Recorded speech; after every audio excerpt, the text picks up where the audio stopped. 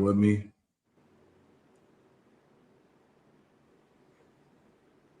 Got a little drag there. All right, there we go. Says we live. Let's check the feed. All right, hopefully everything will be smooth. Let me see. Shalom. Go out. I'm gonna go back in. Con. Yep. Yeah, we good to go. Con. All right, yeah, bear with us. Bear with us. Con. All right, Shalom. GMS Charlotte back at you with another live lesson through the Holy Spirit, the Rakak Kodash. And before we get started, I'm going to give all praise, honor, and glory to Yahweh Bahasham, Yahuwah Shai, Bahasham, Rakak Kodash. Double honors to the apostles and elders, great millstone who taught us the truth. Shalom to the hopeful elect. All right. Shalom. Back at you with another live lesson. Pray that this lesson is edifying to the hopeful elect, you true believers in Yahweh Shemir Shai. All right, this thing is almost over. All right, we're almost out of here. And we just want to continue to feed you with the news and prophecy, man. Keep you updated on what's going on behind the scenes. You know, me and the brother Tazama was rapping, you know, a lot of shit is going on while they got you distracted on where LeBron gonna play the next team at. Yeah, I know, right? the World Cup, you know. Yep. People distracted with that bread and circus, man. But we're here to feed you with news and prophecy. You want to say anything, God? Yeah, but that's why the Lord set the men and the Lord up last, man, to keep your eyes single on prophecy, man. We're not giving you gimmicks, we're not giving you anything but through the spirit and power of Yahweh Shemel Shah, according to the will of the Lord throughout the scriptures. We're gonna let you know so you can't have no excuse, man. Everything that's going on as far as around the world is lining up with the return of Yahweh Shemel Shah, man. And this war was escalating through the spirit of the Lord. This is going to usher in this great Armageddon that we about to get into, man. The great fall of this society, man. That's right.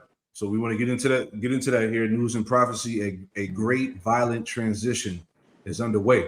All right. So this thing is going to be violent. It's going to be terrible. All right. It's going to be next level. All right, something that the world has never seen, man. So again, the true prophets of Yahweh Shemir Shai warned you of all these things before they took place. All right. And matter of fact, God, let's start with that scripture and I'll play that first clip dealing with the Civil War or whatever, you know what I'm saying, first before we get to the war in Iran and all that. This is the book of Revelation, chapter 16, verse 15. It says, "Behold, I come as a thief. Blessed is he that watcheth and keepeth his garments." Blessed is he that watcheth, man. All right. That's why it's key that we all continue to be occupied in prophecy, man. Continue to watch. All right. Measure the time diligently within itself, man. Everything that's playing out in the earth, we're able to tie it back to the Bible, man. That's right. To confirm that the words of Yahweh Shemir Shai are faithful and true. That's right. Okay. Hey, what is that? Lining up with Luke 21:36. It says, "Watch therefore and pray always that you be found worthy to escape all these things that should come upon the earth, man." And that's our job. Our job is to watch, man, and be circumspect, man. That's right, brother. And I'm gonna read it again. Revelation 16:15. It says, "Behold, I come as a thief. Blessed he that watcheth and keepeth his garments, lest he walk naked and they see his shame." Yeah. So blessed is he that watcheth and keepeth his garments. The garments represent this truth. All right, having the oil. Okay. Right. Blessed is he that keepeth his garments, lest he walk naked. All right, meaning being caught in sin. Because we say when Yahweh Shah comes back, all right, the majority of you Israelites out there are going to be caught in your nakedness, man. All right, because covered with the truth. They're not wearing the true garments, as it tells us in Isaiah 52. All right, our people are covered in everything outside of the covering of Yahweh Shemir Shai. All right. Yeah. You know, as what the scripture say, what is it? Zechariah, Zephaniah, it says, with that strange apparel. Yep. That's our people, man. All these different idols and things like that, all this stuff. You and a Christian, you want to be a Christian when the Lord returns, guess what? You're gonna perish a Christian, man. You in Christianity and you doing all these different denominations that this devil set up, that's how you're gonna perish, man. Like the elder said, you're gonna be caught in your transgression. We're in a time where we're trying to get our transgression pardoned, man. And we're in that time where we can see that the Lord is doing a beautiful work on our part, man. As the right. scripture says, what is that, Micah? I will bear my indignation because I sinned against the Lord till he plead my cause. We see the Lord pleading our cause when we see what's going on with Iran, when we see the rise of the beast system, when we see this economic shift as far as the crash of the petrodollar. So we see the Lord pleading our cause, man. So hey, that's why the brother brought it out. Blessed is he that watcheth and keepeth his garment. You have to be circumspect concerning the times we in, man. You have to be circumspect. You gotta, hey, like we always say, you gotta keep your head on the swivel, man. That's right. Read down to verse 16, Revelation 16:16. It says, and he gathered them together in a place called in the Hebrew tongue, Amagadwan. Yep. So no, like it was kind of frozen, but yeah. So this is what's happening now. All right, you see that you see the Lord is gathering the troops, right? Mm-hmm. So in Isaiah 13 and was it verse? Matter of fact, let me get that because we're gonna get into all of that here. That's why we said the transition is going to be great and violent. Mm-hmm. Right? It's gonna be bad. Yes. Isaiah 13:4. My point. It says the noise of a multitude in the mountains, like as of a great people, a tumultuous noise of the kingdoms of nations gathered together. All right, and that's what the Lord's getting ready to do. He's preparing Armageddon. All right, the gathering of the troops. Okay, it says of kingdoms of nations gathered together, the Lord Yahweh Shemel of hosts mustereth the host of the battle. All right, and that word mustereth literally goes back to the gathering of troops. That's right. Okay, which we're gonna touch on here briefly, right? But I wanted to just open up with this this first clip. Here we got a few clips as usual, right? So let's go to this one because hey, the Lord's about to take it there. We've been warning you, right? Hey, what the Lord say? Wait upon me. That's right. Mm-hmm. So the government is actually currently trying to make it to where they can put you in prison for criticizing Israel. They are going to implement the IHRA definition of anti-Semitism, and it is currently being written into U.S. law and internationally. They will be using the U.S. Anti-Semitism Awareness Act and making that mandatory for any federally funded schools. So that will be included as like a discrimination. And then you also have multiple states who are going a little bit further, and they're using that same definition of the IHRA, and then also including like a hate crime sentencing enhancement. So if you speak against Israel, then you can get your charges boosted. You know, on top of that, Australia just passed a new legislation making it a criminal offense to also talk bad about Israel in January of this year, 2026. So I don't know. That's just what's going on. Damn, all this shit moving fast. Right? Yeah, you gonna say something? Go ahead. Yep. Yeah, because what is that lining up with? As we were speaking on, that's lining up with that social credit system, man. That social credit system that's already implemented in China. You won't be able to speak out against Israel because Israel is really a shadow government.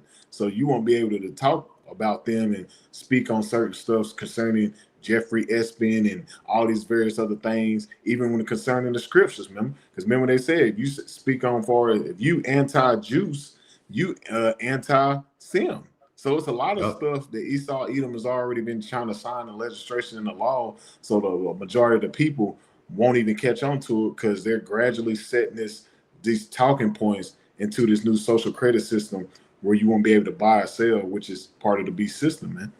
That's it. It's all been prepared. All of these unrighteous decrees, like we're talking about, the legislation has all been set up. Because, like you said, they're gonna crack down on anybody that's speaking out against the AI data centers. Anybody that's speaking out against the technocrats that's basically, calling the shots right now. That's taking over the system. Those that speaking against the juice, all right, the small hatters. So they're ready to come down with that force. That's why I said the transition that we're about to enter into.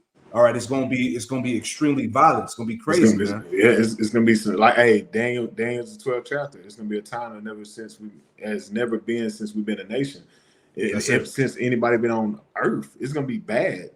It's gonna be. That's why the Lord said He has to call on Michael the archangel, that warrior angel, to come down here and help us out, because it's gonna get bad out here, man. Especially the times. That's why you already see him lining up with more ICE with all that military. Nobody forgot about these damn devils giving ICE all that damn money, giving them more money, military funding than any other military. Yeah. Why is that? Is that really for? No, it's for you, you everyday American people, man. That's what you don't understand. That fund is for more surveillance with Palantir, the Gideon Project, all these various things, like the elder said, the data centers, all these various things that you would not be able to talk about, man.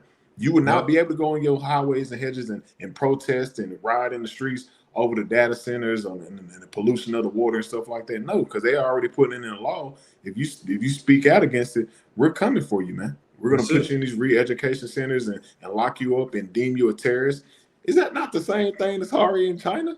It's the same shit. It's the same system that they're about to bring here, but they have to come down harder when they bring it to America, man.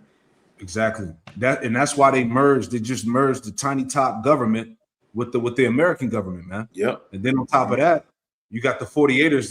They're on a campaign to cause the whole world to come against them.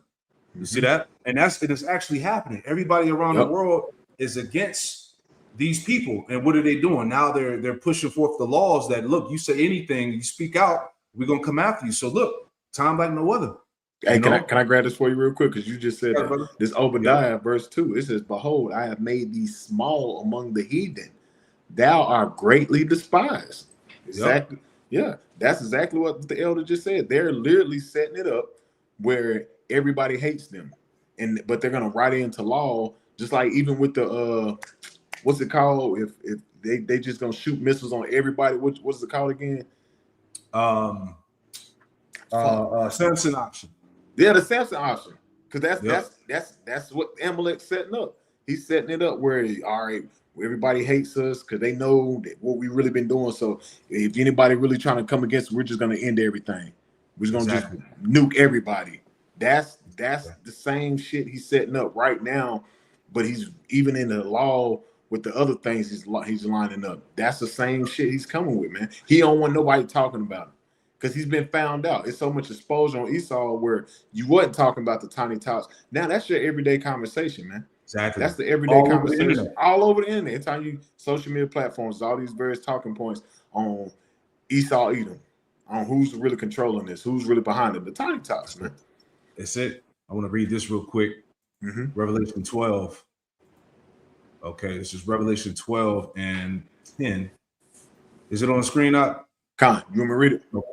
Yeah, you can read it for me because my computer dragging a little bit. Salaki, hold on one second. Okay, go ahead.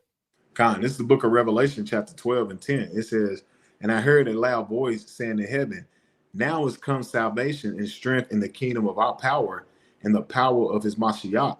For the accuser of our brother is cast down, which accused them before our power day and night."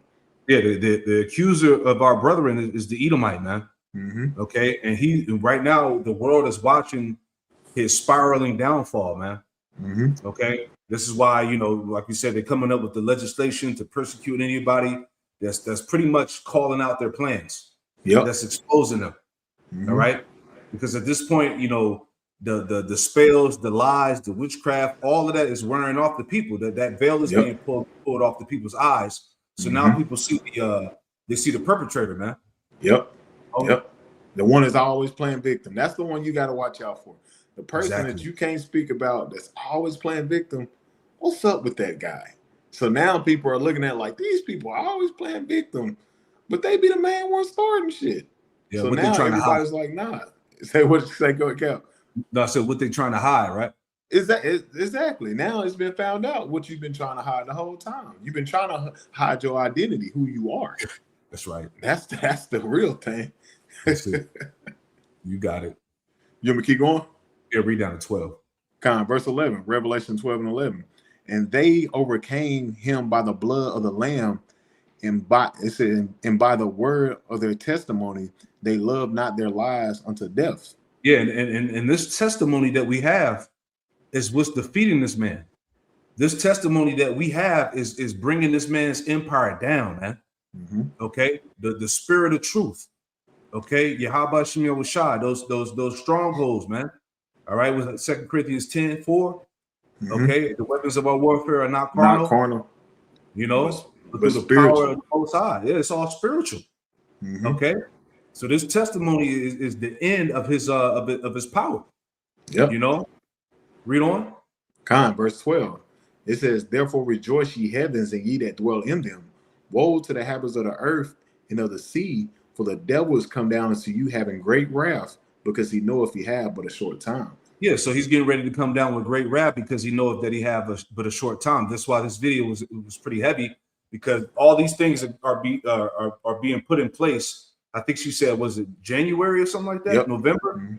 Mm-hmm. Then you have the I did a lesson a couple of days ago going into the Noahide laws. Yeah. All right. Yep. They're gonna have a gathering in Jerusalem to talk about pretty much, they're gonna pretty much cement their power on the earth. And then anybody that's worshiping the Messiah, that believes in the Bible and that's speaking out against them, they're getting ready to shut all that shit down, man. So that's what I said. It's going to be a trying time for our faith, Mm-hmm. And they get all them presidents to sign that shit in. Every president they get, they make them sign that was it, Noahide laws and shit like that. Yep. They get all them damn presidents to sign that shit, man. That's it. So this thing, man. All I can say is you were warned. All right. Yeah. So let's move on. Oh, you have some other points? No. It's just because everything's spiritual. Like right here, I got the 6th chapter, because it's like I said, it says, "For Esau is the end of the world, Jacob's beginning that followeth. The hand of it says the hand of man betwixt the heel and the hand where the that's not it. But at the end of the day, we're gradually seeing how the Lord got it where we're on Esau Edom's heel, and he's being pulled out of power, man. That's it. That's what you see. That's what you see. Esau's been pulled out of power, just like you quoted the one in Corinthians, man. The spiritual, we just pulling them down. The stronghold, all that stuff has been pulled down, man. All the exposure has been pulled down, man. Mm-hmm. So the only thing left is the sword for him, That's the only way he's gonna go out. He gonna go out on the shield. Mm-hmm. Here we go. So let's go. Let me play that again. It's only 47 seconds. I'm gonna play it one more time. Come on. So the government is actually currently trying to make it to where they can put you in prison for criticizing Israel. They are going to implement the IHRA definition of anti-Semitism, and it is currently being written into U.S. law and internationally. They will be using the U.S. Anti-Semitism Awareness Act and making that mandatory for any federally funded schools. So that will be included as like a discrimination. And then you also have multiple states who are going a little bit further, and they're using that same definition of the IHRA, and then also including like a hate crime sentencing enhancement. So if you speak against Israel, then you can get your charges boosted.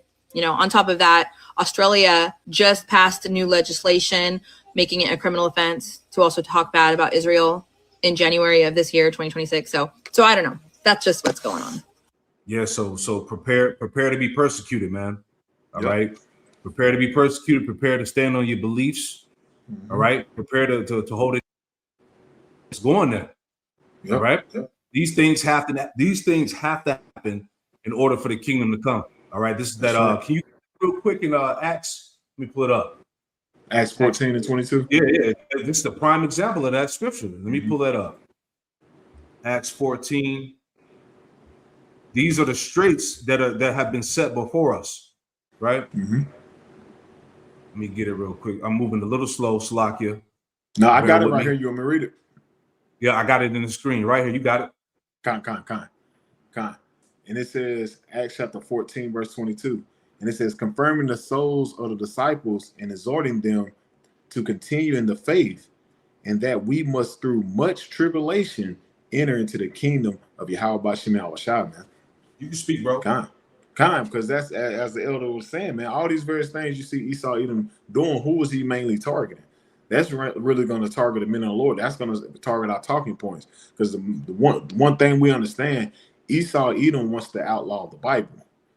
That's his main thing, is to get the word out the highways and hedges and out the internet. That's why he's coming down with these various legislations and things he's signing in the law, so that can hinder us from teaching, hinder us from going on the highways and hedges, and justify this devil to come with draconian measures to lock us up for violating this penal code and that things like that. Label us as treasons and black identity extremists and stuff. That all these various talking points that he already got lined up, because these same things that he's setting up, this go back to Rex 84, Project Megiddo, all these various things, but he's just bringing it forth to the light what he's about to do. Because we're not ignorant of certain devices. We already understand that he's going to come down with great wrath. He's going to come down with draconian measures to really hinder the true believers, man. What's the scripture say? That great insurrection upon those that fear the Lord. Second Ezra 16 chapter. 16. Yeah, that's what you're about to see take place, man. Now you're really about to see the Lord separate the men from the boys, the true believers, and those that are just out here bullshit, man. Just using their platform for gimmicks and money and clout. They about to be on blast, man. The Lord about to really put everybody, the scope on everybody, man. And he's using who? The sword. Esau Edom, man. So that's one thing you can't say at GMS, man. We give you the full truth, man. We getting you. We can't say we ain't getting you prepared for what's to come, man. Because a lot of you Jakes, you worry about World War III and famine and stuff like that. What about the one thing y'all don't talk about? What about the persecution? Y'all don't never bring that out. Y'all never bring that out to your congregation, the persecution, being hated, for them really coming down, for what mindset you really have to be in. You need to be setting your house in order. You're not really preparing the congregation for what's this about to take place, man. That's why we're confirming the souls of the disciples, exhorting them to continue to keep fighting. It's not going to be a smooth transition like the elder Ashiar just said. It's going to be rough. This transition that we about to lead into with this devil bringing forth this new system is going to be rough, because he know his main enemy are those on the highways and hedges that's calling him out week in and week out. He's not worrying about you niggas in the hood. He's not worrying about you hillbilly ass Edomites. He's worrying about what we're saying, because what we're saying is true, man. Yeah, that's the threat to his empire. And see, I just want to add too, all you goofy ass Israelites out there calling on Yahweh and Yah and Yeshua and Yahuwah, and you want to be politically correct, all right? Exactly. You want to teach a doctrine that, you know, the Lord don't hate the nations and the nations is not going into slavery. All you Jakes that know you Israel teaching that shit, you still gonna catch pure hell. Yep. Right? Esau ain't gonna let up on your goofy ass just because, oh yeah, we don't preach hate. We don't subscribe to the camps. You know, all this madness that you hear from these other groups that don't want to, you know, basically get smeared. All right, it's going to happen. The fact that you know that you're an Israelite is game over, man. So no matter how you try to twist the word to seek love and be politically correct, all right, your ass still gonna get persecuted, man. Exactly. You're gonna get the same amount of time, but the Lord gonna have it set up different for everybody, man. He gonna have the spirit on his men not to be hindered by that. But y'all ain't got the spirit, because you don't even call on the names. You haven't built no relationship with Yahweh Shemel Shai. You haven't built that trust in the Lord, a foundation. So when the shit go, you gonna be fucked. You're gonna be Most High Christ blessed and all that other bullshit y'all been calling on. That's not gonna save you, man. Yeah, we are Israelite group, but we don't preach hate like those other camps. And you know, you niggas that try to, you know, separate yourself as if you know Esau gonna take it light on you, like shit gonna come to your doorstep. Matter of fact, man, let me grab this for you, Cap. We ain't gonna jump off. And it says, this Zephaniah chapter 1, verse 2, and it says, it comes to pass at that time that I will search Jerusalem with candles and punish the men that are settled upon their leaves. Oh man, it's a lot of you Israelite groups that are settled on your leaves. You niggas are comfortable. You jet setting. You getting a super mighty bag out of Jake by lying to him, corrupting the doctrine. You see what I'm saying? The Lord gonna catch up with every last one of you Israelites, man. That claim to be prophets, teachers. You sellouts out there, the 501c3s. Okay, hey, the Lord about to get with you, man. Yeah, you know. And this, though sentence against the evil work is not executed speedily, therefore the hearts of the sons of men is fully setting them to do wickedly. Niggas actually think because they haven't got God that they're good, but not been looking at back like the Lord really been jacking up a lot of people throughout the last few years. And y'all just trying to overlook that shit. He been jacking up everybody that's been coming against the men of the Lord. He been getting their ass up out of there. So what more so you niggas that's been bullshitting? And like the scripture said, settled upon their leads. The word leads go back to the Hebrew word shamar, is with your watch. You supposed to be watchmen, man. That's the job of a prophet, is to watch when the enemy's about to come in, because we're shepherds. We're supposed to be watching over the sheep. That's our job, man. We're overseers. What is that? Acts 20 and 28. The Lord set us up as overseers over the sheep. What the fuck have you niggas been doing? Bullshitting, man. Playing around, gimmicks in the club and shit. making it about fucking damn fucking big ass captions in your videos and shit like that, making it dumb ass videos. You ain't nothing sincere.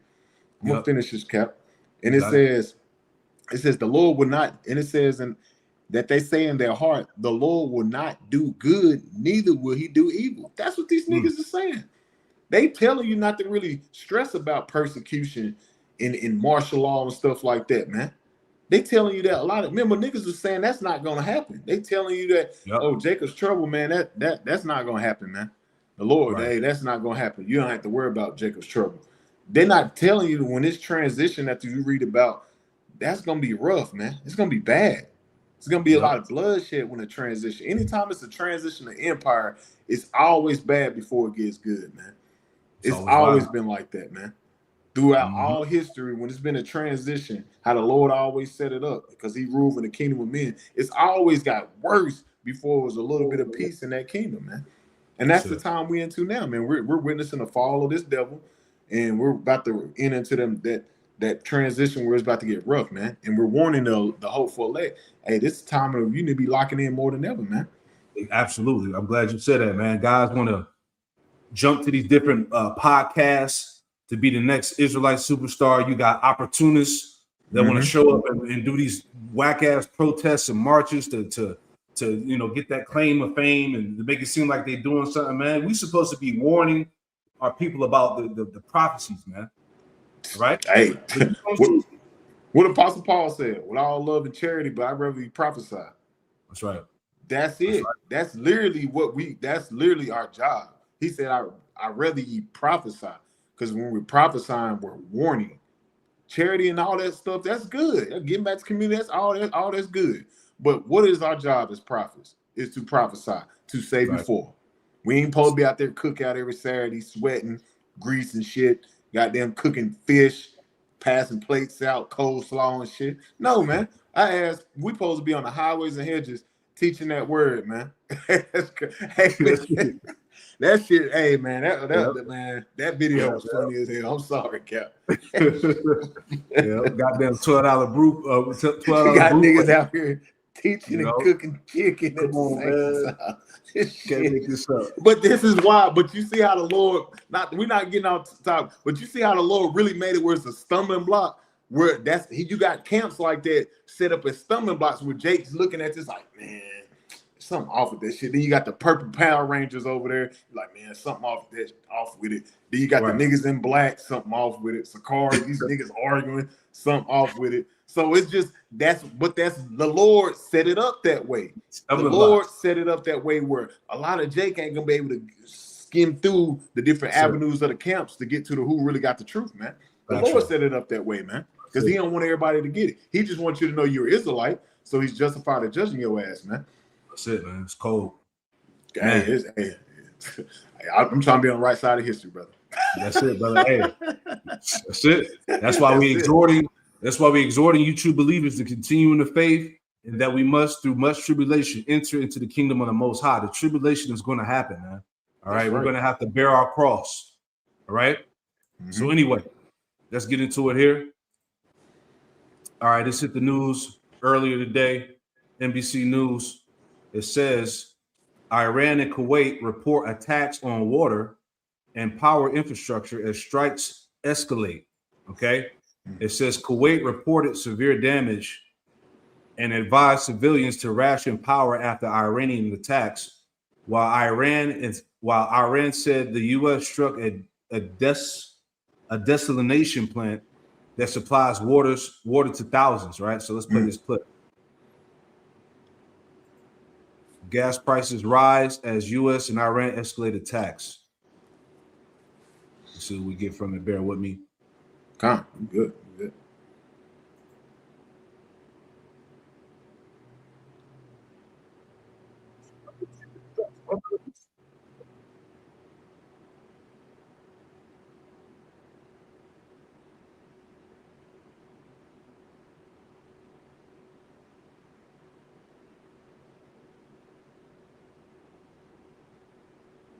It's not playing loud, Cap. I think is it muted? Got you, yeah. Yeah, it does that. Hold on one second.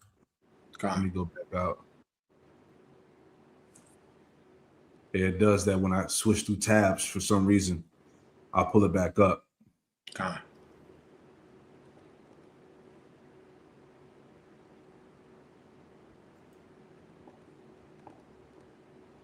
Bear with me 1 second.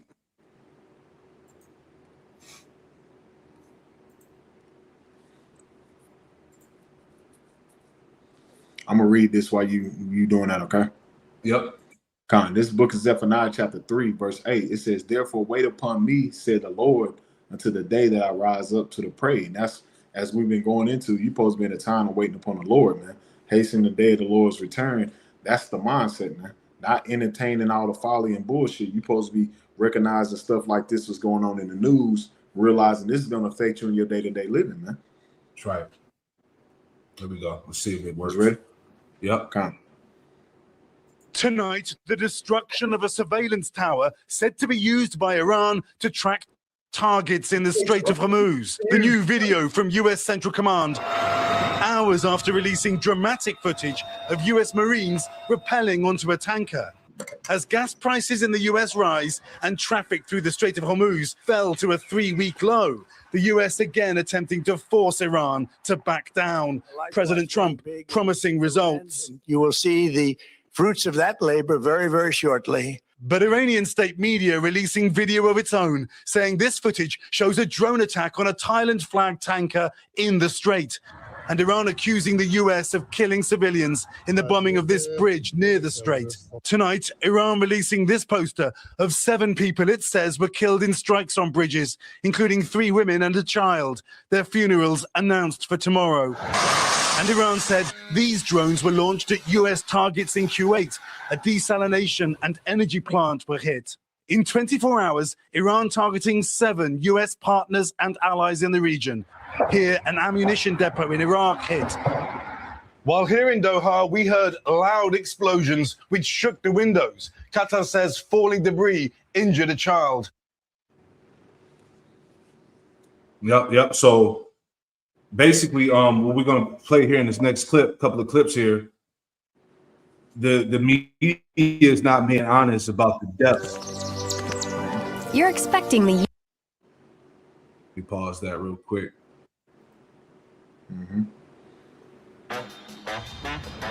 Ready to go?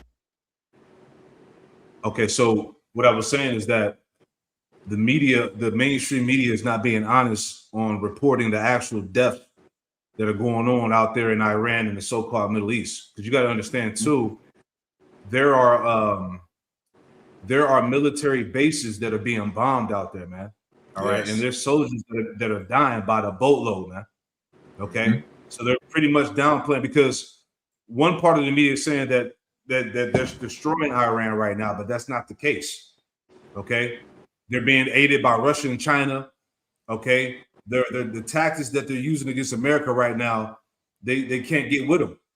Okay, so they're lying to the people about what's really going on, man. When you see some of the content online, like, hey, shit is getting blown up, man. Yeah, like, they decimating that shit. Come on, man. We gotta, yeah, they decimating that shit, and they gotta lie to the masses because it's all about war, so they don't feel like they're losing. America has to give that persona and that delusion that they always do, that they're actually winning when they've been losing the whole time, man. If you have been in a position of winning, why is the Strait of Hormuz closed? It's been closed for a long time, so showing you that you're not in no position of winning this war, and everybody knows that. But you know, the Lord got the right devil in office to keep pushing this thing forward, man. That's right. I want to read one scripture real quick. Let me pull it up. If you could read it for me. Isaiah 34. Just to go into the casualties and the mass death that's happening right now. All right, I got it right here, and you can read one through 3. 1 through 6. Yeah. It's a good one. This Isaiah chapter 34, verse 1. It says, "Come near, ye nations, to hear, and hearken, ye people. Let the earth hear, and all that is with therein, the world and all things that come forth of it." Yeah, the world. All right, so the world is becoming privy to the word. This word is out there, full corners of the earth. Let the world hear the words of the Lord. Go ahead. It says, For the indignation of the Lord is upon all nations, and his fury upon all their armies. Mhm. He have utterly destroyed them. He have delivered them to the slaughter. Right. And see, this is what's getting ready to go down in the valley of Yehoshaphat. Mm-hmm. The Lord said in Zechariah, the 3rd chapter, that he Yep. was going to, my determination is to gather The nation. Yep. So we talked about that earlier. Armageddon, Isaiah 13:4, how the Lord mustered the host to the battle, how he's gathering the troops. That's right? right. For this great day of slaughter. You got it? Kind. Isaiah chapter 34, verse 3. It says, their slain also shall be cast out, and their stink shall come up out of their carcasses, and the mountain shall be melted with their blood. Right. So that's the dead bodies. Mm-hmm. That's the mass casualties that are happening right now that are going underreported. Yep. You know what I'm saying? Mm-hmm. Yep. That's literally what's going on, man. Because they're bombing the shit out of them bases, man. I advise any brother or sister that's watching, just go to your TikTok, social media platforms, and look it up yourself. Like we always say, man, look it up. This is Isaiah chapter 34, verse 4. And all the hosts of heaven shall be dissolved, and the heavens shall be rolled together as a scroll. And all the hosts shall fall down as a leaf falleth of the vine, and as a falling fig from the fig tree. Yeah, all the hosts of heaven shall be dissolved. The Most High is going to dissolve Esau's power structure, man. Mm-hmm. All right? That mushroom cloud, it gives you a description of that mushroom cloud, all right? Like as it fall down, as it's rolled together as a scroll, right? Yep. The missiles coming down, the warheads coming down, you know? Go ahead. Kind. And it says,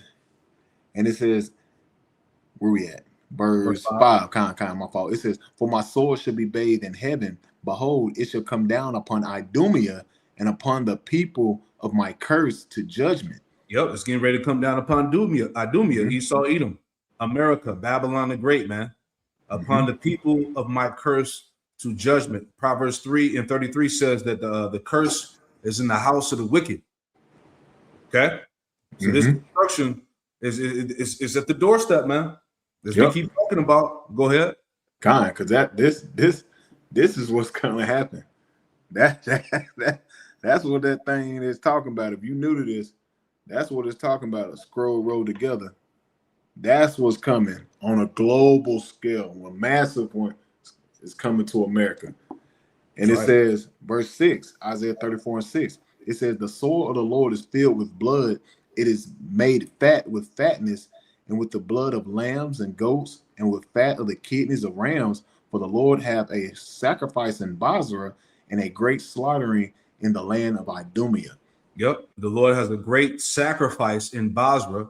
Basra meaning the capital of Edom. Yep, and a great slaughter in the land of Idumea, which we tie that back to Babylon the Great, America, man. And the people, you're going to be part of the sacrifice. The 2/3, all right. The rest of these Edomites, these heathen, you represent the lambs, the goats, the fat of kidneys of rams. That's the sacrifice that's needed to aid in the fire. That's going to be the people of Babylon, man. Yep. And it shows you that Esau, Edom is the kingdom that's ruling on the return of the Lord too. That's right. He says it twice with Idumea, which is Greek for Edom, and then he says it again. He actually says it 3 times with Basra. So he's giving you the hints and the clues who will be ruling when the Lord returns, man. There you go. Esau is the end of the world, and Jacob is the beginning of it that followeth, man. That's right. Check this out.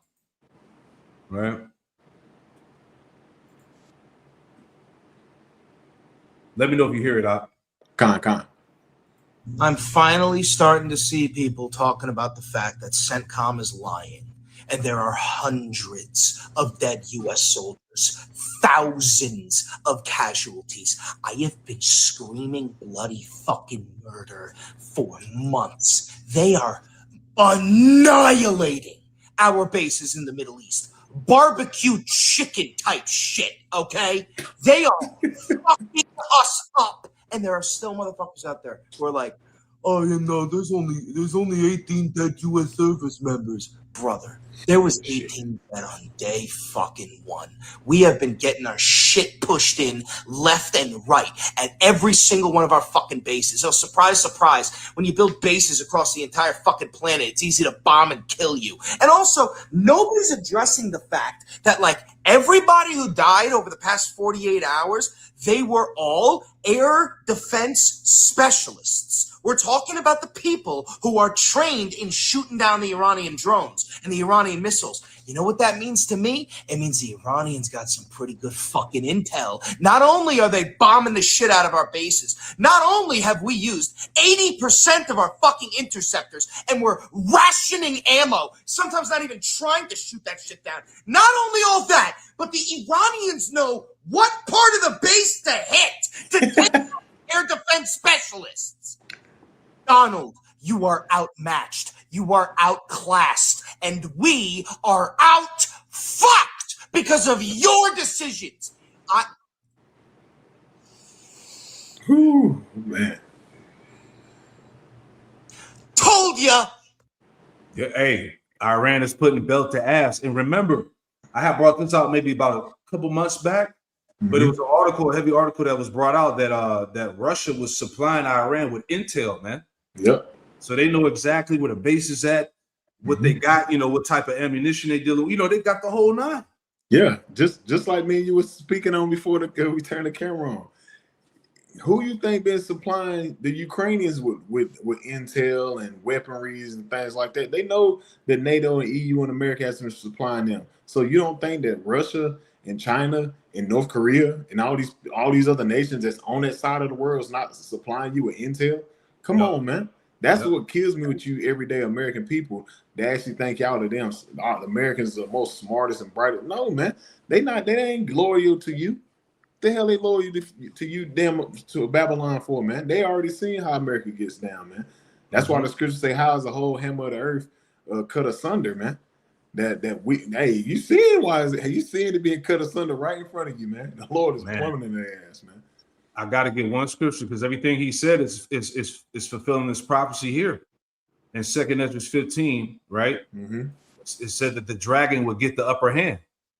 Is that not everything he was just explaining? Yep. Right? The 2 Ezra 15 and verse 28. And it reads, it says, behold, in horrible vision and the appearance thereof from the east, all right, which is known as the Middle East. Yep. Okay, Western Asia. Right? It says, verse 29, where the nations of the dragons of Arabia should come out with many chariots, all right, going into these Ishmaelite nations, right? This is why you have the axis of resistance. That's right. Which is pretty much that conglomerate of those so-called Middle Eastern nations coming against the U.S. and Israel hegemony, right? Yep. So it says where the nations of the dragons of Arabia should come out with many chariots, and the multitude of them should be carried as the wind upon the earth, that all they which hear them may fear and tremble. All right. Verse 30, it says, also the Carmenians, which represent the Iranians. That's right. Also the Carmenians, raging in wrath, shall go forth as wild boars of the wood, and with great power shall they come and join battle with them, and shall waste a portion of the land of the Assyrians, which represents America. That's right. Right. The point, verse 31, and then shall the dragons have the upper hand. See? That's right now. So it's right now. It's all prophetic. Okay. Iran is putting belt to ass right now, man. Soldiers are dying, man. All right. And it's not a coincidence that the end of this year is going to be the draft. Yep. Like we said, you don't really think that there's going to be some type of major stuff going on in America before that draft. They have to have something big to actually rally the troops to want to go over there. Just like the information we just shared with y'all with CENTCOM lying about the death totals. Yeah. So they have to have some type of major event so they can say, look what Iran has done to America over here. over here in America. They have to Yep. do something. It don't have to be a major attack. It can be a cyber attack or anything, man. Yeah. Just so they can hit the infrastructure pretty hard. So the Americans, or they're gonna blame it on Iran, and then the American citizens will be on board of, yeah, we gotta stop them, blah blah blah. The boogeyman, because they always gotta have a boogeyman. You saw them always come up with a boogeyman so he can rally the troops and get y'all ass sent over there to burn. That's it, man. And then on top of that, you got those billboards over there in Iran of Trump and Trump. Yeah, he's the number one. They got him hitman number one. Like you said, that might, who knows? They might take his ass out just so they can try to, rally the troops or want to go over there and fight. Because the draft ain't but a couple more months, man. Exactly. Hell, like we said, July's basically about over with. August is next month, and then it's 4 months. So that shit is right around the corner, man. And everything is happening fast, man. Yep, time moving fast as hell. So we'll be in January in no time. Exactly. And who you think supplying them with that intel? Russia, man. Because like you get in Ezekiel the 38th chapter, it said he should be a guard unto him. He's supplying them with the weaponry. He's supplying them with the intel. Because why? He's a guard unto the weaker nations, man. Because these nations see they have to get America out the way. America is the problem. America is the problem of the world, man. That's it. It says again, 2 Ezra 15:31. It says, "And the dragon shall have the upper hand." And like you were saying, how are they gaining the upper hand? They got help from China and Russia. They got far more advanced technology than America has. Yep. So way more fun. Come on, man. That shit crazy, man. They hitting that shit pinpoint. Come on. Like you said, they hitting it pinpoint, man. They hitting all the bases. I'm telling you. I wish you will it let you look it up as far as the bases? Because it's a bunch of bases that's shown that it's been hit. Like it's a bunch of bases. Gotcha. Let me see if I can pull it up real quick with my phone, and then I'll share it with my computer because my computer be on that bullshit. Right. But let me finish this off. 2 Ezra 15:31. And then shall the dragons have the upper hand, remembering their nature. Right, and the Lord's putting that fight back into them. Okay, it says, and that's why you see they got protests, they got signs saying how they want to get at Trump. They got his family on those billboards too, right? They want blood. It says, remember their nature, and if they shall turn themselves, conspiring together in great power to persecute them, and that's what's happening now. They're coming together against the Western powers. Okay. So it's all prophetic. Now, you say you want to look at the basis? Yeah, I pulled it up on TikTok. I tried. It's hard trying to find it. I don't even worry about it, Cal. I'm just trying to the basis hit. Hold on. I got it's a bunch. It's a bunch of different stuff. Like we always say, we advise y'all. We're not gonna look it up. They don't even worry about it, Cal. Y'all I got it right here. You got I got it on my phone right here. It says on the quick summary from the AI assist, it says Iran has damaged 20 U.S. military sites since the start of the war, with significant destruction reported at bases in countries like Saudi Arabia, the UAE, and Kuwait.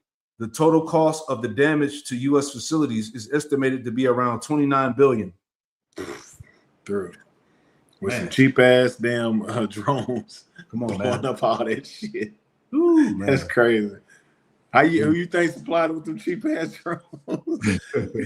We said that months ago, and they've been blowing up shit with cheap shit. They ain't even really been using anything dramatic to really decimate that place, man. Exactly. So just to add on to what we're talking about, it says Trump administration. This is from the Jimmy Dore show. It says Trump administration outraged. Iran is receiving assistance from China and Russia. Ooh, check that out. Let's play this real quick. Let me know if you hear it out. Con. Trump boasted to a crowd at Florence Regional Airport that he was solely responsible for sending Javelin missiles to Ukraine. So now he's shocked.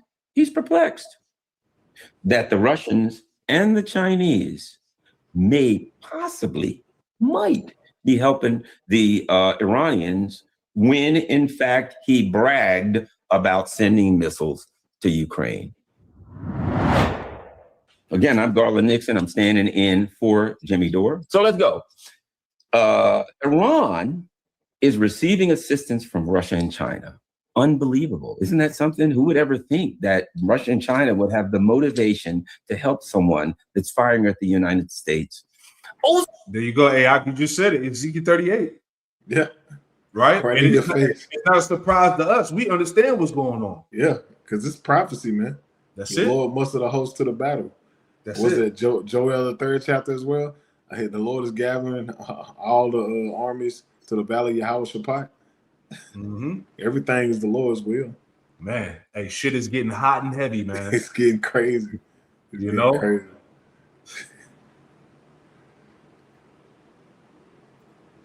Russia and China. Unbelievable. Isn't that something? Who would ever think that Russia and China would have the motivation to help someone that's firing at the United States? OSINT, defender. Somebody's defending OSINT, right?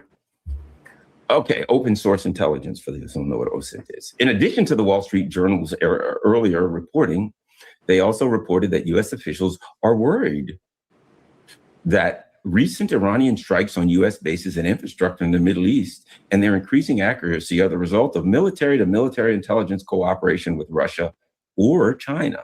Now, let me give you another possibility. That everybody says Russia and China is helping them, which is in fact a possibility that we shall explore, my dear friends. But I'm going to throw one out at you that's perhaps, I don't know. Have you noticed that every year when they have these like young engineer and robotics competitions around the world, there's a whole bunch of young Iranians winning them? They're like graduating all of these STEM people as our people are like working. Our young people are working in like learning how to make a pizza, for instance, for a living. And they're training people in STEM and highly technical fields. And we're training people how to make just enough to pay off their student loans. Okay. So yes, it is maybe possible. Some might argue likely that they're getting assistance. But here's the other part. Could you possibly be underestimating Iran? Could the Iranians actually be really smart, really well-educated people who have developed the technical expertise to put their foot square in your behind? Woo! See that? Did we not just read 2 Ezra 15? Is that not what we just read? That's what's going on, man. That's what's going on. The dragons shall have the upper hand. Come on, man. The Lord. Yeah. Man. Because you got to think about it. They've been planning this out for a long time. They've been planning this out for a long time, especially like when Trump took out one of their top generals when he took him out years ago. So they already been waging war with DJ Trump, but also America the whole time, man. That's it. Right. Yeah, you can't sleep on these people, man. No. All right. See, the Western media will try to paint anybody as being, lack of intelligence, savages. Mm-hmm. These people are smart, man. They caught on to the games that the West likes to play. All right. This is why, they putting their foot up. Man, let's play that again, man. That's beautiful. Right? This is the spirit, the upper hand. They have it. It's the Lord. Let me go back, Salakia. Hopefully to play. Let's go back. Hold on. Let me just pull it back up. It always does that. 1 second. Hey, real quick, I get Nahum chapter 3 in verse 3, real quick. Just wanted to add on to what we read in Isaiah 34 about the corpses and the dead bodies. You said Nahum 3:3? Yep. It says Nahum chapter 3, verse 3. The horsemen lift up both the bright sword and glittering spear, and there is a multitude of slain and a great number of carcasses, and there is none in of their corpse. They stumble upon their corpses. Yeah. So it's the mass casualties, man. Mm-hmm. That great and glittering sword, the missiles, right? It's gonna be a lot of death. It's gonna be a lot of death, bodies on bodies. Come on now. That's what's coming. I got a real quick one. You got it. 2 Ezra chapter 5, verse 1.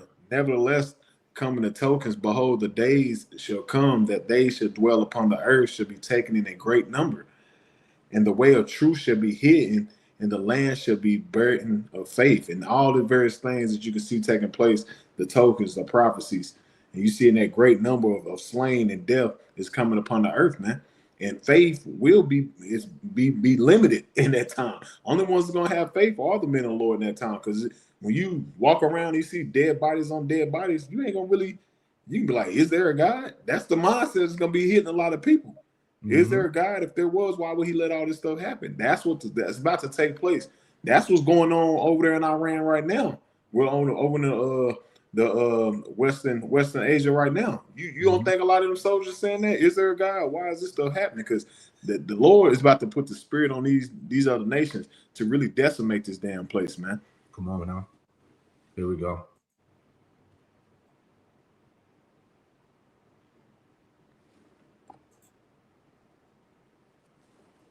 Living. And they're training people in STEM and highly technical fields. And we are training people how to make just enough to pay off their student loans. Okay. So yes, it is maybe possible. Some might argue likely that they're getting assistance. But here's the other part. Could you possibly be underestimating Iran? Could the Iranians actually be really smart, really well-educated people who have developed the technical expertise to put their foot square in your behind? Is that a possibility? I don't know. Let's look and see if we can go further. Daniel Davis, Deep Dive, says, you think we've been helping Ukraine for many years, giving them targeting intelligence, physical support, training, money, arms, weapons, tanks, you name it. And now some officials are afraid there may be military-to-military aid coming from Russia and China to their BRICS partner Iran. You know, Tazma, you just said that. Yeah. Yeah. Come on, man. That's the spirit. Yeah. They come on, man. with all of this weaponry and assistance, so you don't think that Russia and China is doing the same thing with Iran? Come on, man. Why wouldn't they? It just doesn't make any sense. Why wouldn't he? Because like the scripture say, you are being greatly despised. The Lord say, I made these small amongst the nations. Because you got to think about it, this all pinpoints back to the tiny house at the end of the day. Yep. It's all that war with Iran in America. No, it's really the tiny tots in Iran, and the Lord put the spirit, as prophecy said, that he would draw you into that war. Was that Jeremiah 49:20? Yep. The Lord drew America into that war. Now it's America and Iran. No, it was really the tiny tots in Iran. Because you can't forget, Iran is decimating the hell out of Israel. Right. Tearing their ass up. Yep. So yeah, you don't think they've been helping them out? You crazy. And America is basically the muscle for Israel, right? Yes. That's what's going. They're using America. They got drawn into this war so they can help the small hats achieve what they call a greater Israel, right? Because they want to take over Lebanon. They want to take over Syria. They want to take over Iran. They want to take over Egypt, right? They want to take over. Basically, they took Gaza, right? Palestine. So that whole region, they're trying to expand out, and America is basically the force that's going to help them, get that done. But it's all going to backfire, Yep, because America's been isolated.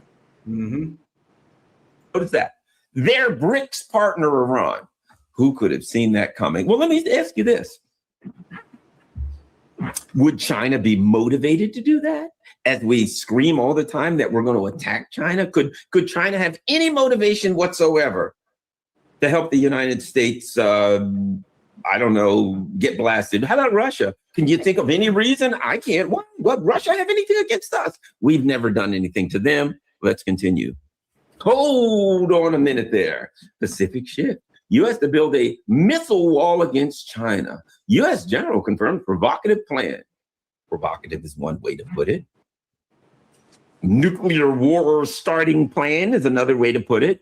Provocative plan to deploy long and intermediate range missiles to the Pacific in 2024. Now that's a little bit older, but nothing's changed. So they're going to. So we are perplexed, baffled by the possibility that China may, we don't have concrete evidence, we don't know, but we're baffled by the possibility that China may in some ways have assisted Iran with targeting the United States. And we're building a missile wall around them. Yeah, we got concrete evidence, which is prophecy. All right? Exactly. The words of Yahweh Shem Shai. All right. Yeah. So we got the concrete evidence, right? And saying, what are you going to do? We're going to kill China. Well, we're going to take them out. We've got to contain China. In other words, they're not allowed to pursue the growth on their economy like we do. We've got to contain them. Why? They're trying to grow their economy. Are you trying to grow your economy? Of course I am. What about China? We got to contain them because they're not allowed to, because they're actually better at it than we are. And so therefore, if we're trying to grow our economy and they're trying to grow their economy and they're better at it, we're going to take a blunt object and hit them over the head like the knuckle-dragging apes, with my apologies to apes, that these neocons actually are. So perhaps China may be motivated, perhaps not. Let us continue. Age of Times. The U.S. is closer to deploying long-range land-based missiles to deter a potential Chinese invasion of Taiwan. Deter it. A provocative move that could spark a destabilizing conventional missile arms race in the Pacific. General Charles Flynn, commander of U.S. back then, this was a few years ago, commander of U.S. Army Forces Pacific, stated at the Halifax International Security Forum in Nova Scotia that the U.S. will deploy new intermediate range missiles, including Tomahawks and SM-6, to the Pacific region in 2024. So we're building missile rings around China. We're encircling them with missiles, which, might I add, ain't going to do no good. I watched something, you can probably find it. Yeah, and that's heavy too, because as they're trying to encircle China with missiles, America's already been encircled with missiles too. Yep. Right? It tells us that in Jeremiah 50. You know, gather yourselves round about it. Yep. Prepare the ambushes. Yep. Right. Let me get it real quick. I'll just read it. You know, and I want to get to the other video. I got 2 more videos just to add in there. So we understand, based off that first 5 minutes that we watched, that Iran is being helped by Russia and China. So that's clear. Okay.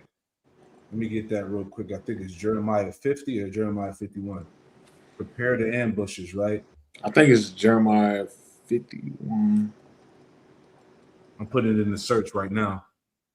Let me see. It should pop up in a second. Yeah, Jeremiah 51 and 12. God. All right. This is Jeremiah 51 and 12. And it reads, it says, set up the standard upon the walls of Babylon, make the watch strong, set up the watchmen, prepare the ambushes, right? Yep. So as they're setting up their ambushes, so to speak, around China, Russia and China are doing the same thing over here, right? Yep. You go into the ocean, they got the naval ships, warships surrounded over in the West Coast, the islands. They got silos set up in Cuba and stuff like that. You know, the submarines. They got the submarines. They got the missiles set up in Cuba. They got the submarines on the ports of over there. What is that? The Bay Area. They got a lot of submarines just sitting out there. Alaska. Russia got the ones out there in Alaska just sitting out there. So you've already been, and they're already setting up the ambush because they're prepared to invade this place. That's why I said in Isaiah 47, that shall no more be called tender and delicate, because it's going to be foreign nations that's going to invade America, man. There you go. And these people in America have no clue that this is happening. Hell, man. People don't know about these troops set up. And don't remember when Biden was in office, you had the borders open. They let all these war criminals in here and all of that shit. And he said, what that one say? He said, you don't know who I am, but you'll know who I am very soon, because they're going to all get that call. They're going to all get that call to do something major in these cities. Because like that one video, I made one and the other brothers made one with all these, you can tell that military age men getting off buses. Where you going? Chicago? Where you going to Charlotte? Where you going to New York? Where you going to Florida? Where you going to California? And they was all military age men. What was they calling them? Salem Seekers or whatever the fuck they was calling them? Yeah, something like that. Yep, something like that. And they all just military age men just getting out the bus. I'm going here. You got their little paper. I'm going here. They sending me here. They sending me here. Why they sending them there? Because they gonna get them ready to do some events throughout America, so they're justified of shutting this place down. But this is all planned out because these other nations are ready to invade this place, man. That's it, man. Sleep yourselves. You know, so those ambushes are being prepared, right? And little do these American people know, right? It says again, Jeremiah 51:12, set up the standard upon the walls of Babylon, make the watch strong, set up the watchmen, prepare the ambushes. For the Lord, Yahweh Shemel Rashad, both devised and done that which he spake against the inhabitants of Babylon. Woo, man. It was already foretold that this things was going to take place, man. Come on. So that's why it's not a surprise to us when we see various videos and articles speaking on various things concerning war and various things happening, because it was already written for time, man. Yep. That were ambushed to lie and wait. You see? Yep. So them sleeper cells and them soldiers they got over here, what are they doing? They just waiting for that green light. Waiting on that green light. Yep. Waiting on that call. Man. Just waiting on that call.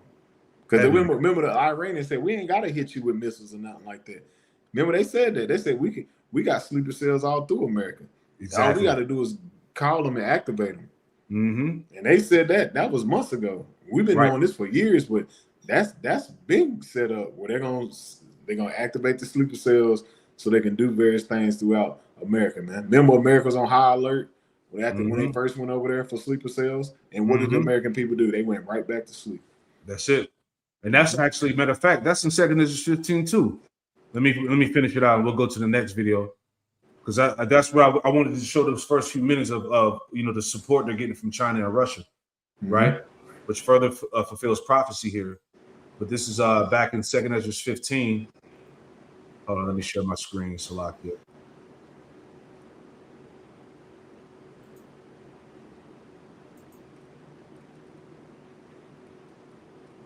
All right, 2 Ezra 15. Let's go there.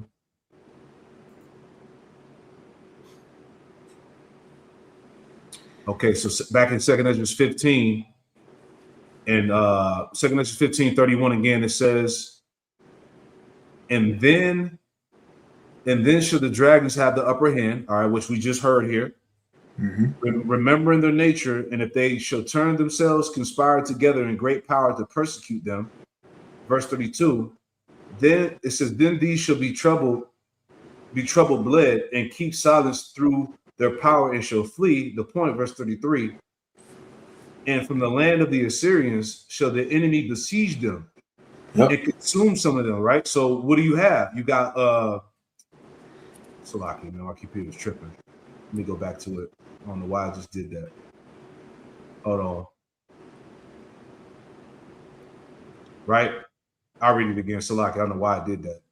But it says, 2 Ezra 15:33, it says, in the land of the Assyrians shall the enemy besiege them and consume some of them, and in their hosts shall be fear and dread and strife among their kings, right? So that besiegement, if you will, is that they already have those sleeper cells in here, man. Yep. They already got them soldiers or whatever, them agents ready to go. All right. So whatever they're going to do is going to cause total chaos out here, man. All right. That's when you're going to have the martial law, the lockdowns. There's going to be panic amongst the kings, amongst the leadership, amongst the people. You know, you say something out? No, I was looking for something. Yeah. So that's how it's going to go. You know. But anyway, let's go back. Let me see. And whatever you got, let me know. I'll pull it up. So we already read Jeremiah 51:12, right?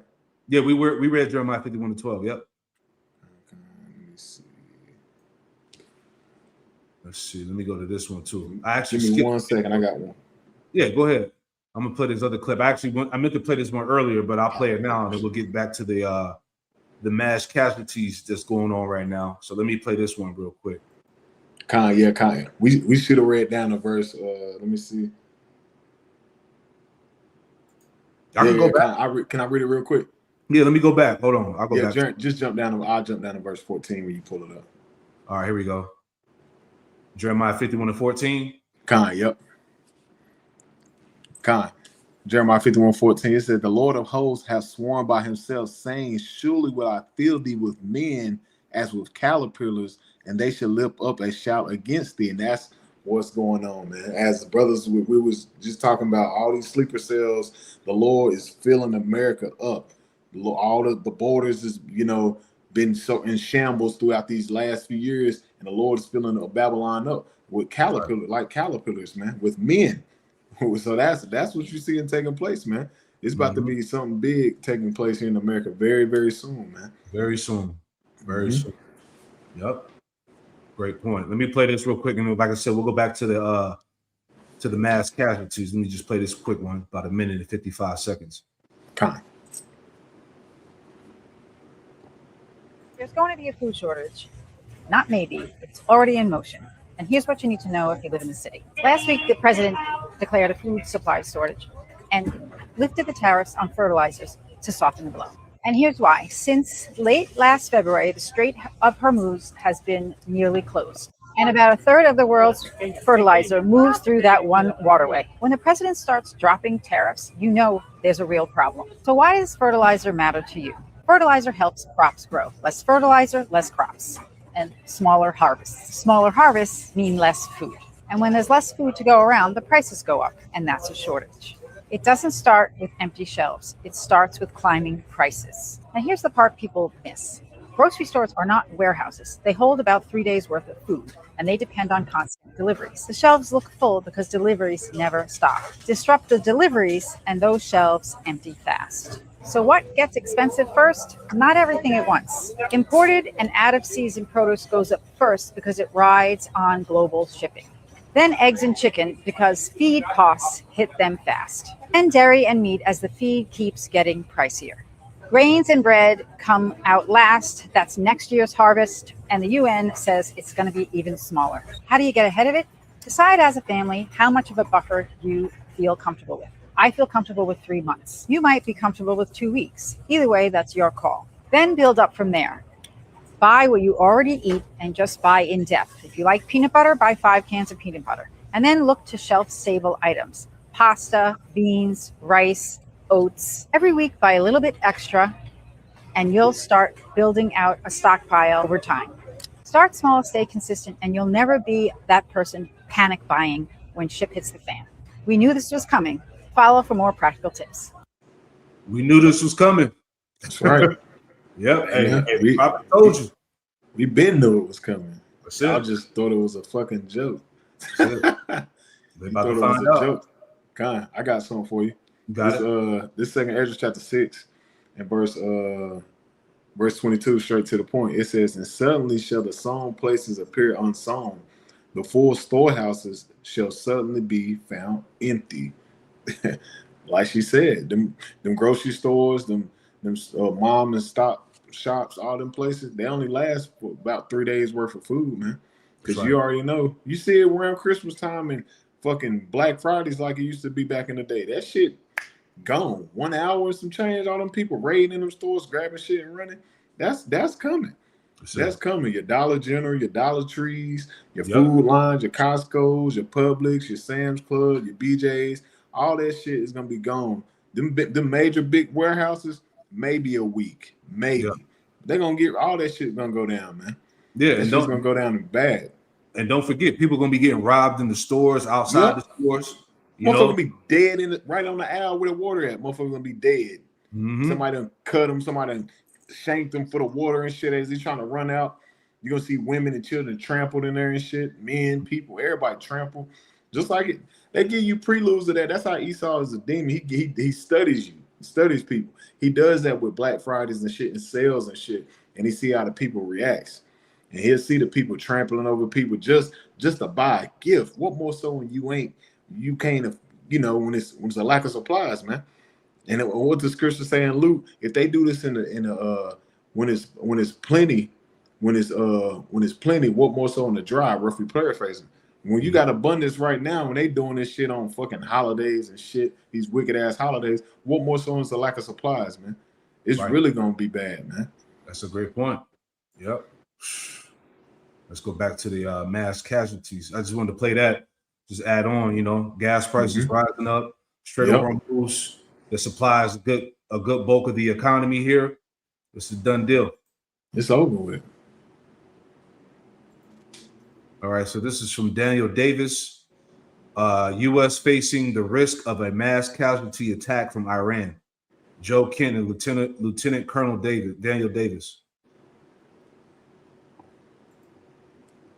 The United States has started to incur casualties again in this war. It seemed that it was casualty-free for a long time, especially when we're on, I believe it's the 11th consecutive day, which basically means we've gone back to war. But the question is, was that an aberration? Was that something unusual?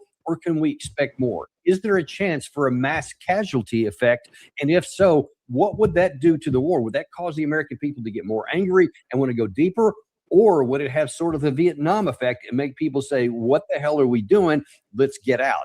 We're going to talk about that and a lot more today because there's so many things going on here. Some things you may not be aware of. And of course, we have the amazing Joe Kent, former director of National Counterterrorism Center, and just all around great guy to be on the show today. So, Joe, welcome to the show, first of all.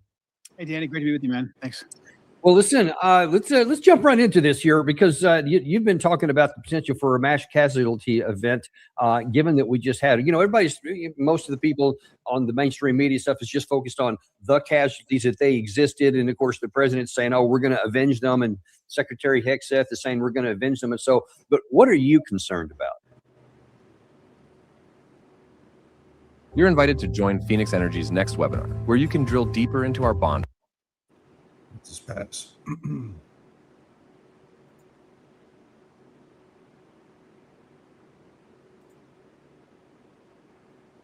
Just the basic math of having troops out there in exposed positions that the enemy knows exactly where they are. And now the Iranians have proven that they can penetrate our defenses. And so, yeah, do we shoot down most of the things they shoot at us? Yes, we do.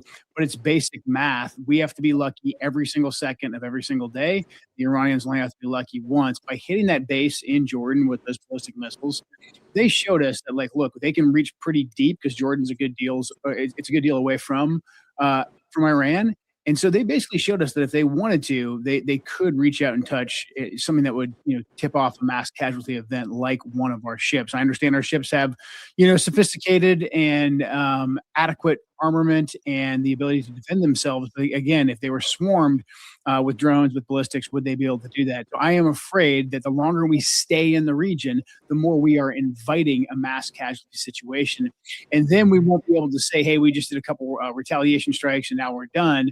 Then we'll be, fully into this war, and then we'll be in this blood debt where we have to stay and avenge our fallen for quite some time. Yeah, and what he's saying, that's Yep. World War III at that point. Yep. All right, that's the war of Armageddon right there. Yep. Real quick. Yep, you got something? Go ahead. Khan, this is Joel chapter 3, verse 2. I quoted, I'm just getting it. It says, I will also gather all nations and bring thee down to the valley of Yahweh, and I will plead with them for my people and my heritage Israel, who they have scattered amongst the nations and part of my land, because that's what the Lord is doing. This is all the controversy of Israel.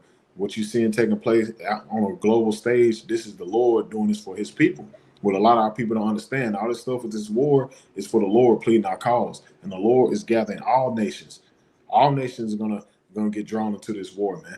All them Muslim nations, all the Ishmael and them, all of them is getting drawn into this war. They're gonna separate. They're gonna separate their ties from America. They're gonna break their treaties with America, and all eyes is gonna be focused on them tiny tops in America. Because you're gradually seeing what's going on with NATO and EU. They're gonna see that they're gonna have to, pick a side, and they're gonna pick a side to join the other nations to destroy this damn place, man. That's the times we're coming to, and you're watching the beginning stage of this play out, man. That's right. That's right. It's all downhill from here, man. All downhill, right? And you Jakes out there, you've been warned every day, man. This shit about to get no crazy. excuse at this point, man. Niggas still caught up in the world and the distractions of life and all this bullshit that don't matter, man. Everything that America is about to be ended.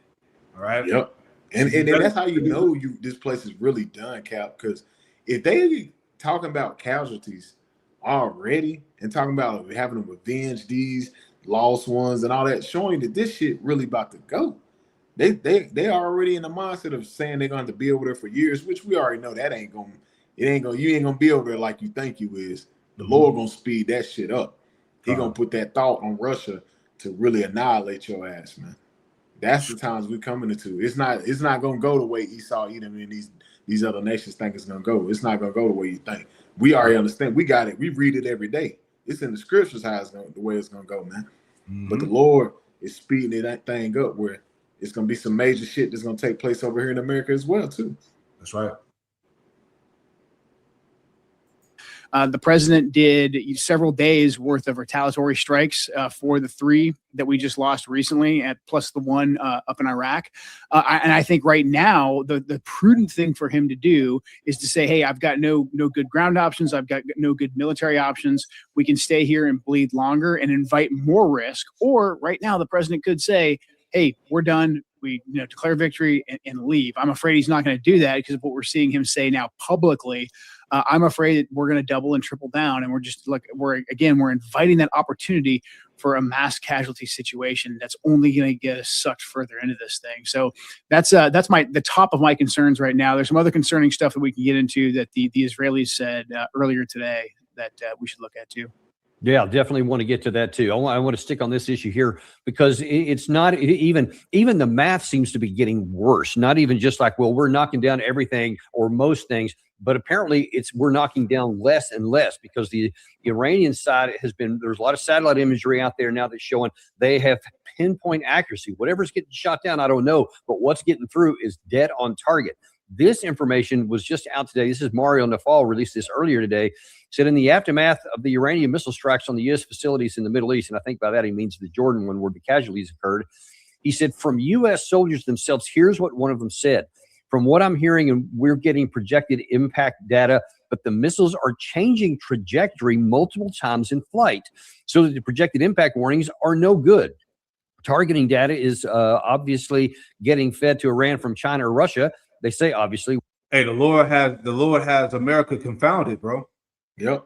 The military, they're so-called experts and technical, crew and all that. They're being confounded. It's the Lord is working, man. The upgraded technology that Iran got, the help that is receiving from China or Russia, they can't fuck with it. Nope. And, hey, that's why the Lord said, "What? How is the whole hem of the earth cut asunder?" Ooh, decimated. Heavy. That is likely true, but unless we see something else, we'll hold off on that because that implies that the Iranians can't figure that out for themselves. But whatever, the bottom line is they're getting it from somewhere, and they are impacting what they are targeting at. It is insanely precise, he says. While neither country has entered the conflict directly, the U.S. and Western intelligence agencies report that Beijing and Moscow are providing critical intelligence to Iran.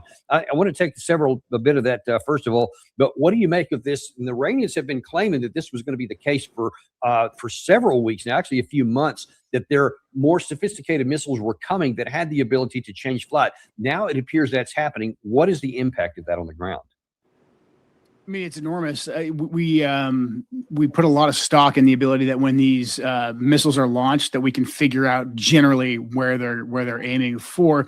It's interesting though. We see a lot of like, oh, Russia and China providing them the targeting data. Like that'd be one thing if our bases were constantly moving and they needed like really sophisticated real-time intelligence. I think the Iranians already have that capability. But look, you don't need to be a genius to figure out where our bases are. These are the same bases we have been using for decades with some minor changes here and there. And to think that the Iranians don't have sources on the ground, inside all these different countries, to think that you can't pick up us moving military bases, us moving aircraft, us moving, air defense systems via basic satellite imagery. Of course, I don't think the Russians and the Chinese need to give Iran much assistance in this.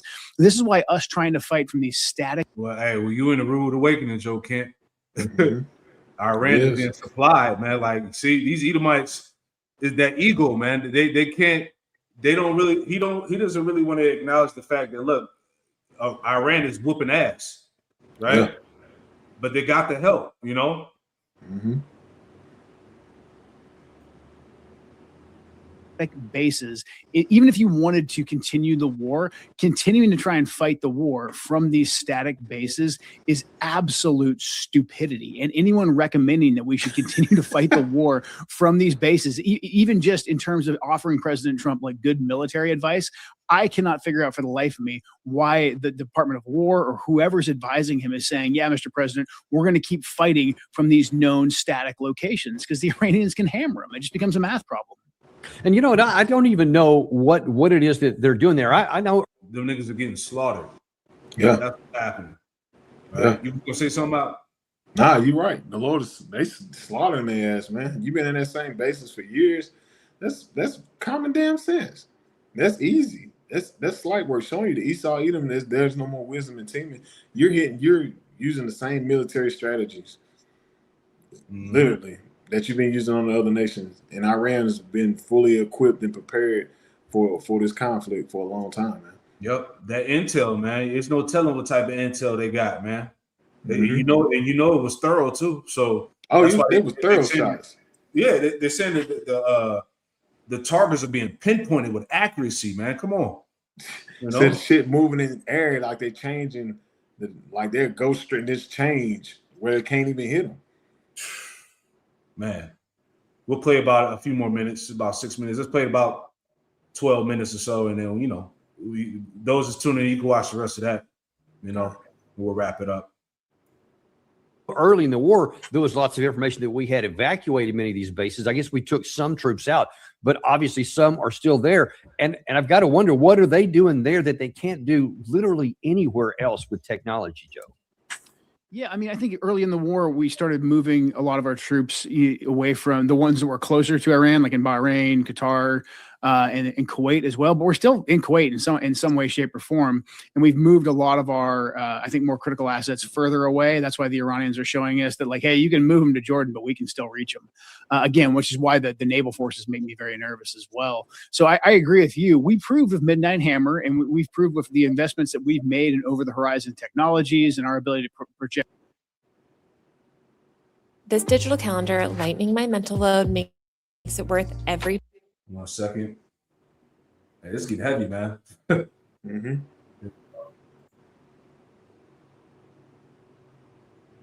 Project force, that we don't need to have our troops in these bases. Even if your desire is to continue to show Iran every now and again that you can still strike them and to do meaningful strikes, we can launch those from outside the range that Iran has. I don't understand why we're leaving troops there. The only reason I can think of, and this is pretty dark, to leave our troops there is that so we take more casualties and we get locked further into this blood debt. That's exactly what it is. It is.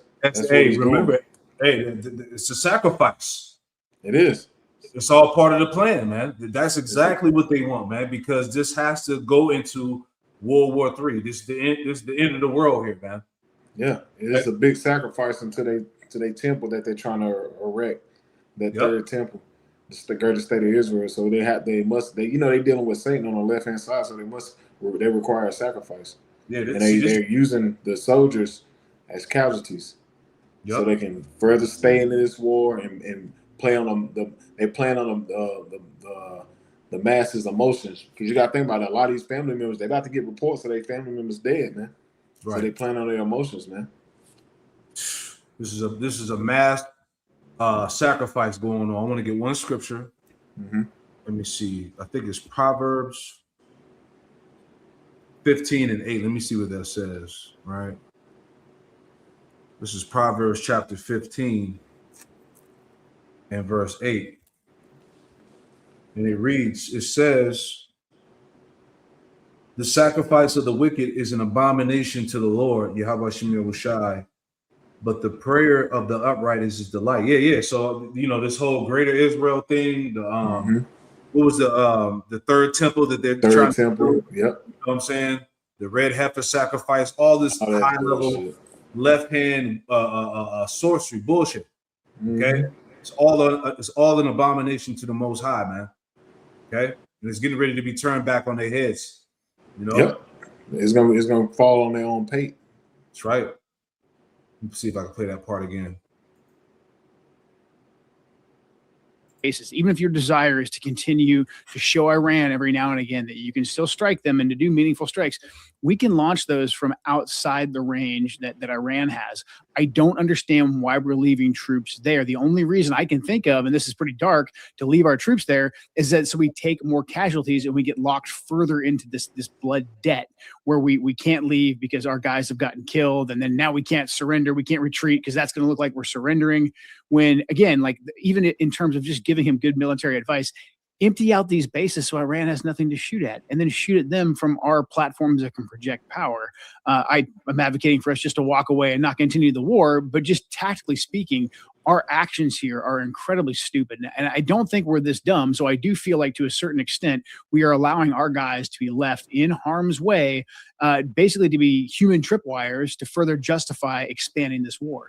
Okay, you know, I hear that from a number of people, and I've got to ask the logical follow-on question: why would anyone, whether it's this so-called global elite, is pulling strings in the Pentagon, I don't know, somebody in the Pentagon? I mean, they're the ones that actually have command authority over these things. What is the value when every one of them? I mean, you got that? Yeah, who we say the Pentagon? Who just in tie with the Pentagon now? The IDF, right? Who is America fighting this war for? Israel. And like he said, Pentagon is tied to the IDF now. So where you think they're getting all their damn just do this and do that from? Fucking tiny tots, man. That's it. Yeah, because it's all about, like you said, the greatest state of Israel. That's he just said it. The Pentagon, the Pentagon just made ties with IDF with the Israel defense last Wednesday. So yeah, this is it's a big ass sacrifice, man. Big ass. That's it. It's a big ass sacrifice, man. Man, it's a damn shame that these people don't understand that. But hey, Proverbs 21:1, the king's heart in the hands of the Lord. Yeah, man, he's kind of wherever so he willeth, man. This is the Lord's movie, man. Come on, man. That's why it's so key to understand the prophecies, man. To have the wisdom of the Lord. Yeah, right. The discernment. Goodness. I can't imagine anyone in the Pentagon of any rank cannot see we can't destroy a granite mountain with a Tomahawk or Jasmine cruise missile, period. We just can't. We've tried it. It didn't work. We tried it dozens of times, scores of times on a couple of these specific mountains. It didn't work. So you know you're not going to be able to finish it. And you see the stockpiles are dwindling down. Why do I want the war to continue on? Because we're going to get to a point, Joe, to where we don't even have, we may literally run out of these things and have to go to, who knows, a bunch of dumb bombs or whatever, which will be a lot less effective. What is the intent to keep going? Unfortunately, I think the Pentagon, just because of decades of rewarding people who always say yes and say that we can keep doing this and don't provide ground truth, I think the Pentagon is just saying like, okay, well, if you want to continue to fight from these locations, then, we'll just keep resupplying them, even though our stocks are dwindling, even though there's no actual strategic plan to advance our objectives. None of that work has actually been done. I think you just simply have a bunch of people who are saying like, well, if the president wants us to stay in this war, yes, sir, 3 bags full, we will just kind of stay in this conflict. And then no one really. Hey, even the Edomites on the right on this comment board, they calling out the bullshit. You see what I'm saying? They know, they even know what's up. So everybody's catching on, man. It's all about the 1948, man. Yep. Yep. Really has the audacity, I think, to go to President Trump and to say like, hey, our military plan here has reached its limit of effectiveness. All you're going to do is get more guys killed, which is going to make us have to double and triple down. And I also think the White House is just terrified of the optics of having to actually pull our troops out. I think that they're more concerned. They're willing to leave our guys over there. They're willing to take casualties because they don't want to get hit here politically back in the States from either the Democrats or other people who are against President Trump by, saying or having them say that Trump is retreating from the region, even if you wanted to continue the fight, pulling our troops out of these bases makes the most sense. I simply think that they're there because we don't have the political strength to say we're pulling our guys out of the region because we don't want it to look like we're surrendering. This is a really lethal. Yeah, the reason why they're there is because the Lord is gathering the troops in that region of the world. Yeah. He's gathering the troops. Hey, get that in real quick. And Joel, in the valley of Yehoshaphat. This is why this is happening. See, this is what these common people don't understand, man. All right. This is the Lord. He's doing that. Yeah. All right. Go ahead. Nah, they so brain dead. Didn't Pete Hegseth say what? This is a holy war. He was right. He was right, nigga. This is a holy war, nigga. Yeah.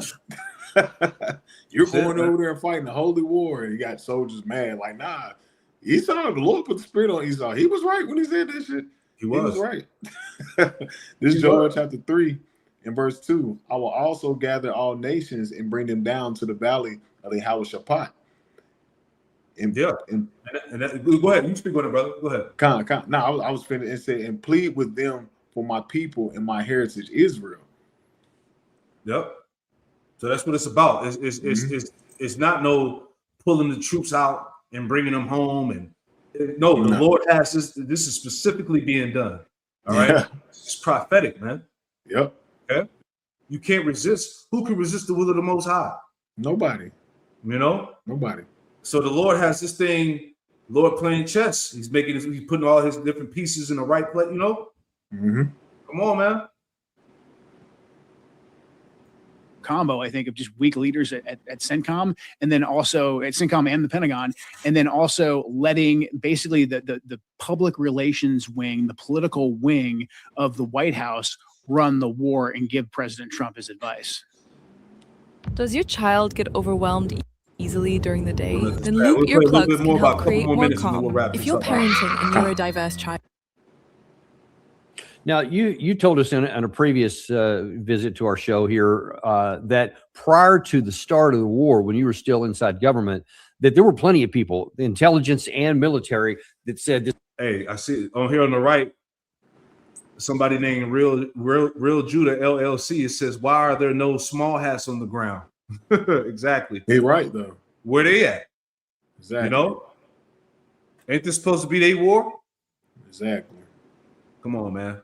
That and see, just that alone is going to cause outrage to the people. That's why these people going to eventually they're going to flip and come against the system, man.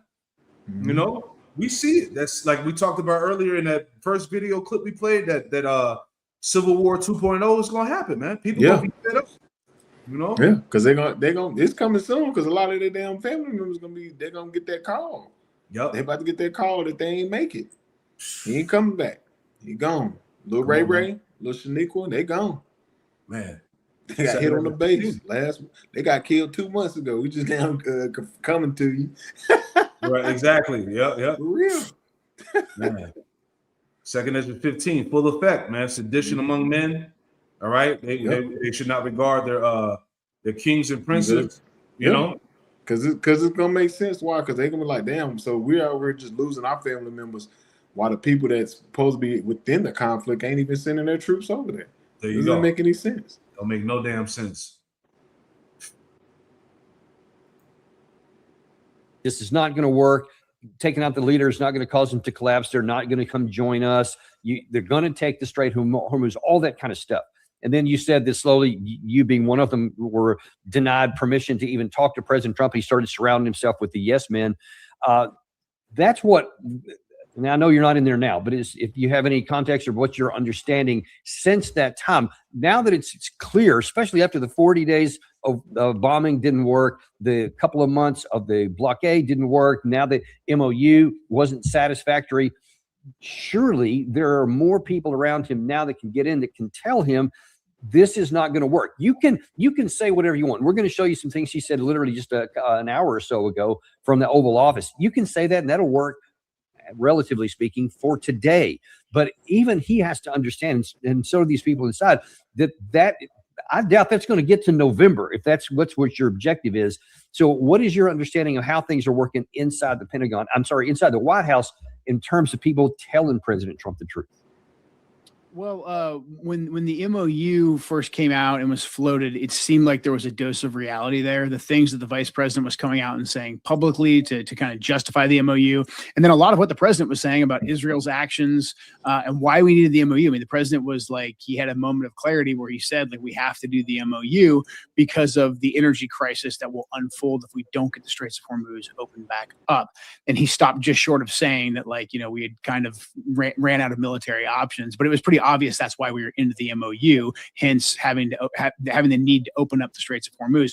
So it seemed like we had a brief period there where reality was getting through to the president. He was speaking in very realistic terms. The vice president was speaking in realistic terms. But then we saw the backlash from the pro-Israel lobby, and then from a lot of the war hawks here who were attacking the vice president.